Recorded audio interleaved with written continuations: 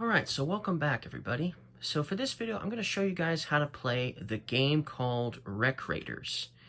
Now in this game, we're trying to collect various treasures by going to these various shipwrecks here with our divers and trying to collect as many of them as we can, but not necessarily just as many. We also want to try to collect various treasures of a certain amount of each to try to match these exhibits up here, these exhibit cards, okay? You want to obviously get enough points in this game to win the game, and one of the ways you're going to do it, the main way you're going to do it, is by collecting these exhibit cards here. That's what you're going to do. They're going to give you a certain amount of coins, and obviously the player who has the most coins wins the game. So this is one of the ways to do it. Now, at the end of the game, to trigger the end of the game, in a two-player game, you have to obtain 6 of these exhibit cards. And the first player that does will trigger the end of the game, and then everybody else will get one more turn, so that way they can maybe try to get something else, right? And so that's how you're going to end the game. Now, this is one of the ways that you want to obviously collect points. And in order to even obtain this one, you have to put, this is your display on your player mat, but you have to have this exact amount of gold, which is, these types of treasures are called gold, and they have to be in one of these displays, okay, to try to collect this, right? And obviously there's different exhibit cards as well. So we've got gold and gems on this one, and then we've got these are relics, and then over here this is art and gems and gold. And so you'll see that there's a little bit of everything with the exception of this. None of this is on any of these at the moment. There are lots of these on the other cards. It just happened to be that's what we have out. Now, you'll always have, if you're playing a two-player game, you're going to have at least, you're going to have 3 of these cards at a time. 3 exhibit cards to choose from, or should I say work towards to collect, okay? But that's not the only way to score points in this game. You can also try to get yourself one of these aquarium tiles as well. And the cost is here on the right side.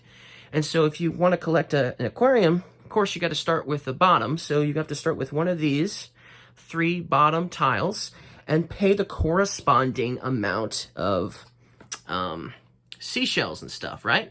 And so you need a conch, a clam, and a starfish to get this one here, okay? And then at the end of the game, this is worth 4 points. Okay, so that's another way you're going to collect points. And you can make several aquariums at the same time. So you can have 2, 3 aquariums that you're trying to build at the same time. That's fine. And you can have as many of these middle pieces in an aquarium as you want. Okay, you can put as many of them as you want. But once you decide to put a top on an aquarium piece, once you decide, then you can no longer obviously continue working on that aquarium. It is completely done, okay? And the tops, they're also going to be worth points based on various things. This one is going to be worth 3 points for every conch, every conch and every clam pair.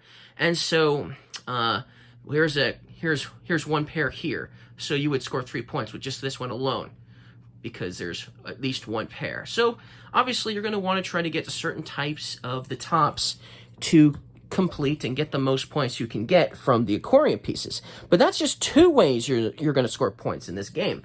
There's a third way as well. When you collect treasures, when you're trying to collect certain treasures to put here in your display, and you're trying to meet certain requirements to meet said exhibit cards out right now, sometimes you'll get something that you can't put here, because if you do, it'll mess up something you're trying to get, correct? And so you can put it here in your vault instead, and you'll get points based on the different types of various treasures you find. There are more than one type of treasure for each of these 4 treasures, okay? There's several different types, And so for each unique treasure you have in your vault, it's going to be worth 1 point. So if you have 2 of the same one exactly in your vault, you just get 1 point for the 2, obviously. So 1 for each. And then if you manage to have the same color of treasure in a row completely, you'll score 3 points for this row if you manage to get one of the same color in this row here. So if I was to get all of the blue in each of these and completely fill it up with the blue, I would score 3 points. But let's say I had, for instance, a purple, 2 purple, and a brown in the second column. I would not score 4 points for this row because I'd have to have 3 of the same kind of color in this row. Same thing with this row and this row, okay? So that's another way you're gonna score points. So 3 different ways that you will score points, you know, obviously, in this game. Now, let's start with actually how to play the game now. So the first thing you do is the starting player will take all of the dice, okay? And here's the dice. He will take all of the dice and he will roll it into this box here. So let's just do that. Okay? Now, I was able to get 1 on this one, and then these 3 over here, and this one over here. Now, whenever you roll onto one of these basically squares with a particular seashell in it, even if it's barely touching, like it's just barely touching the edge of it, you will still put the corresponding die without changing the die over here on the reef. So, for instance, it would go, this one would go to this conch here, this sea conch. Now, these 3 never actually landed on anything, so they would also go, they would go here in the blank spot of the reef. And then this one over here wasn't on anything either, so it would go over here as well. So that's what you're going to do. Then you're going to be doing this quite a bit. You're going to be rolling throughout the game tons of times. Everyone's going to get a chance to, probably. So then, on a player's turn, they will take 1 dice of their choice from the reef. If they take a dice from a seashell location, like, so if I was to take this one here, then I would get the corresponding seashell, which is a conch. So I would get this, okay? And there's a little tiny basket on your player board where you'll be putting your seashells, okay? And you'll be collecting them and putting them here, all right? That's what you would do. And then, of course, obviously, I would take this die and I would also put it onto my player board as well. Then I would take my corresponding diver and I would choose a location that matches the number 6, okay? And you'll notice all of these shipwrecks, they have all of the numbers here. So I would put, for instance, the diver on, I guess I would probably put it over here on this one here, because it's a 6. So I would put it there on the 6. Now by putting it there, I get 1 treasure from this location. So then I would take the gold treasure here and I would put it on my player board somewhere. Now, let's see if I can squeeze. So I'm going to put it right here. And maybe I'm trying to go for this one, or maybe I'm trying to go for this one, or maybe I'm trying to go for this one. Okay? Now, obviously, you want to try to keep the treasures you can get and use them accordingly and put them here, so that way you can have a easier chance completing these displays here that have 5 on them. These are a little easier because they're 3, but this is a 5 and this is a 5. Now, you don't have to get this exact pairing.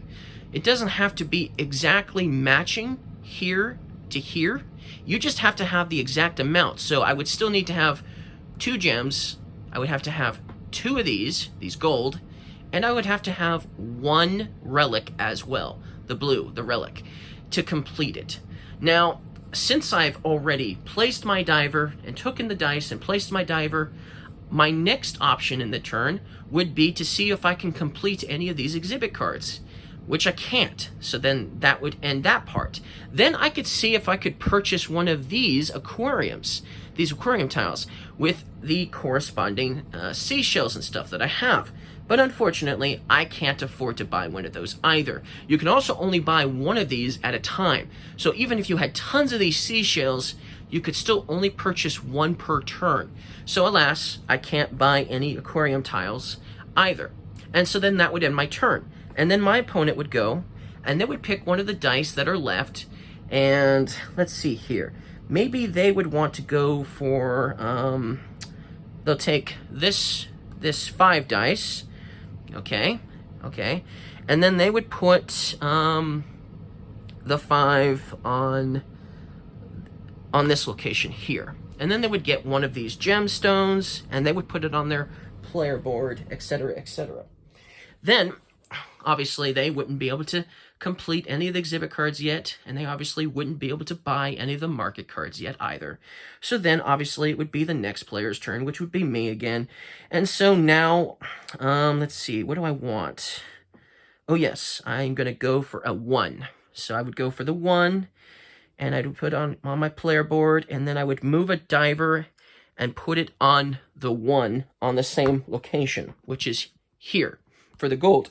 Now, when you place a diver down and it's next to another diver, whether it's your own color or your opponent's color, you're going to get 1 treasure each. So, for instance, I would get a treasure for this one that I just placed, plus this one I placed previously because they're right next to each other.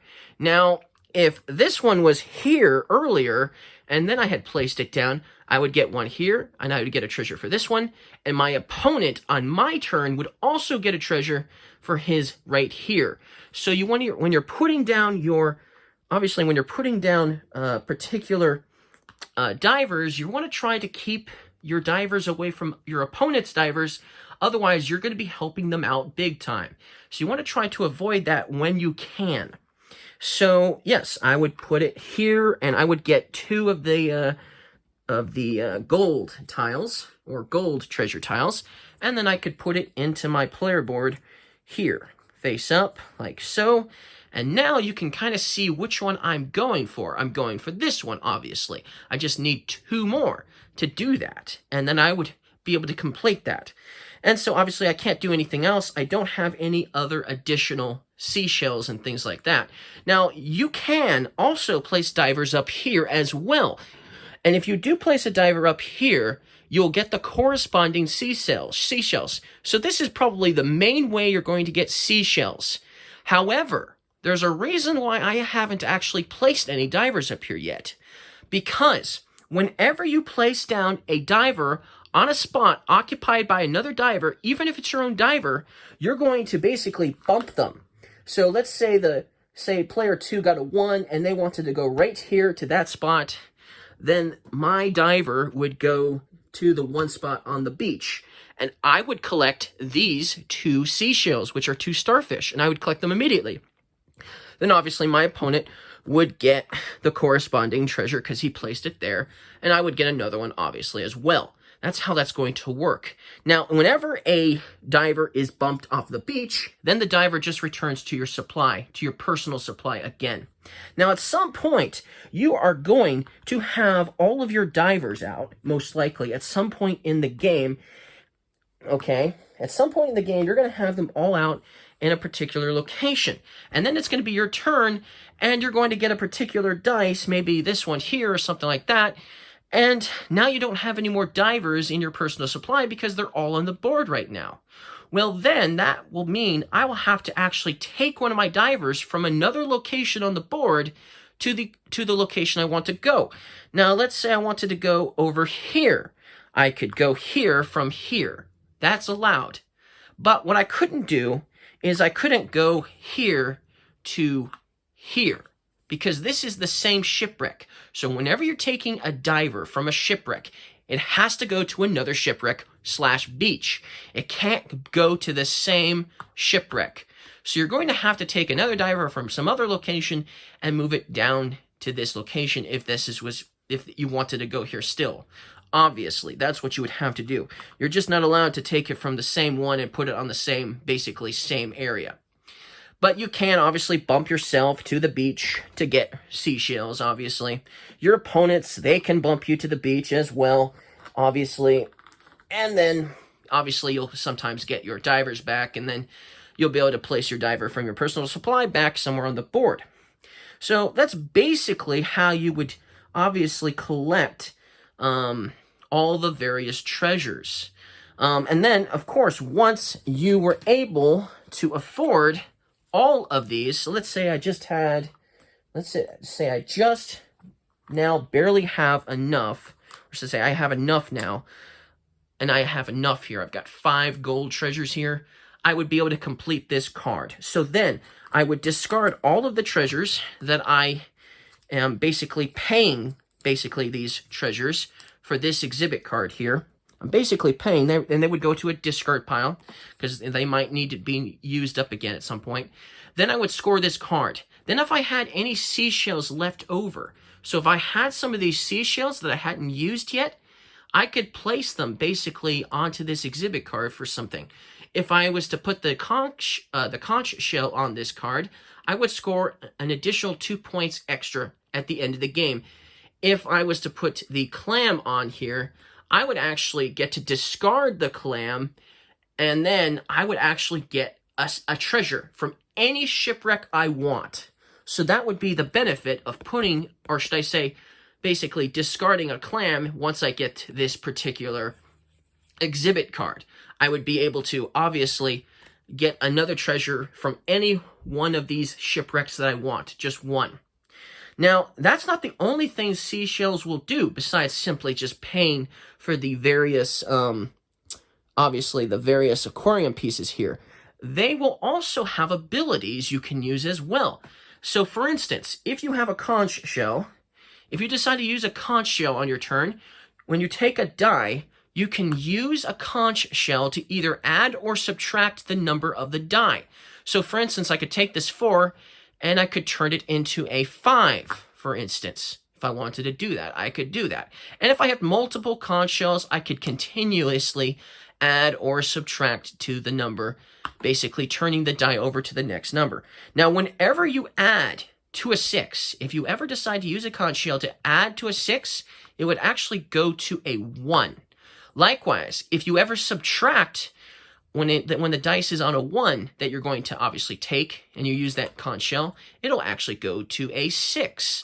So that's how that's going to work if you subtract or add when you're on the highest and lowest number on the dice, basically.